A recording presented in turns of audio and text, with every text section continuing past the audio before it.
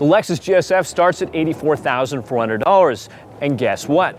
For that, you get a fully loaded car, save for a few options. I'm Kristen, Judo Chop DaCosta, and I'll tell you more about it right now.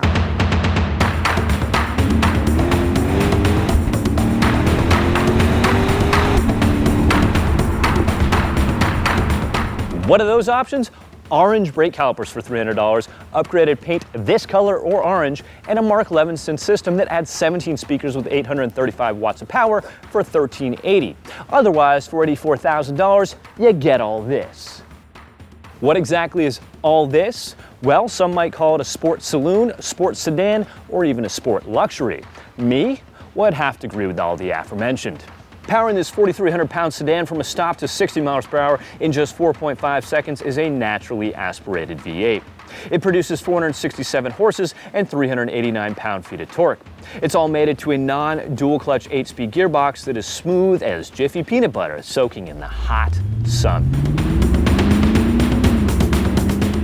There's a full manual mode for those that can appreciate revs in the stratospheric range, which, mind you, reach as high as 7,300.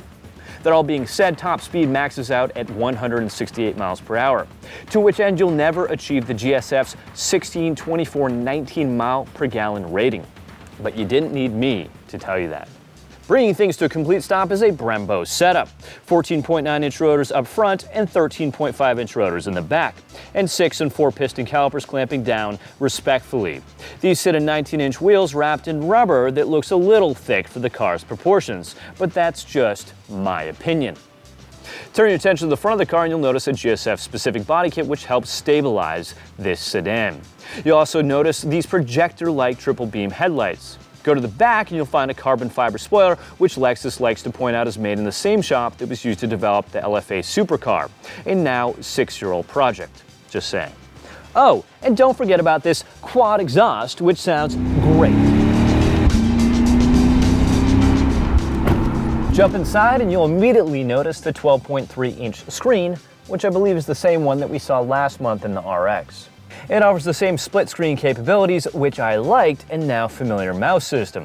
But I've since discovered it's next to impossible to look at a list of all satellite radio stations, just presets. To the left of that is the driver's cluster, which leverages the LFA template, providing a full-color display that changes in accordance to what setting the vehicle is in. Eco, Normal, Sport, or Sport Plus. More on those in a second.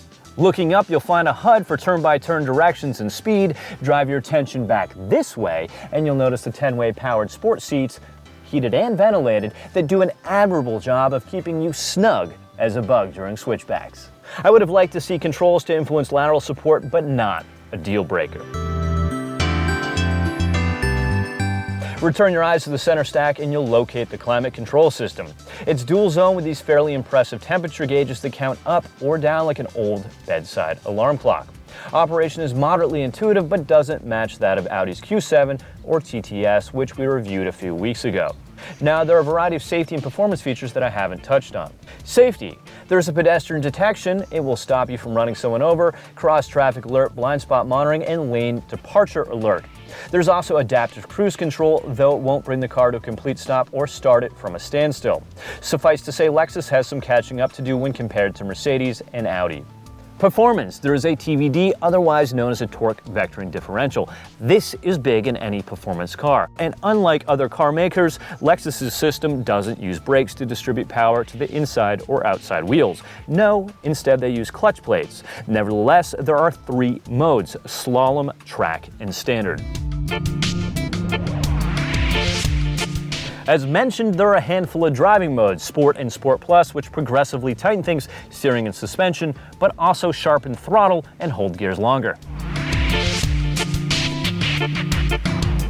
I'm getting squished. Engine noise in both of these modes are pumped through the speakers, which is a shame because it only masks the wonderful gurgle of the V8.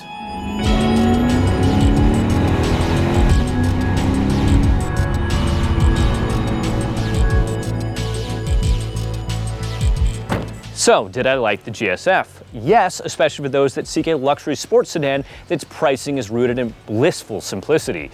That and a sports saloon that can be driven with comfort every single day. I'm Kristen for Gadget Review. Please click above to subscribe, leave a comment below, let us know how we're doing, and as always, Thanks for watching.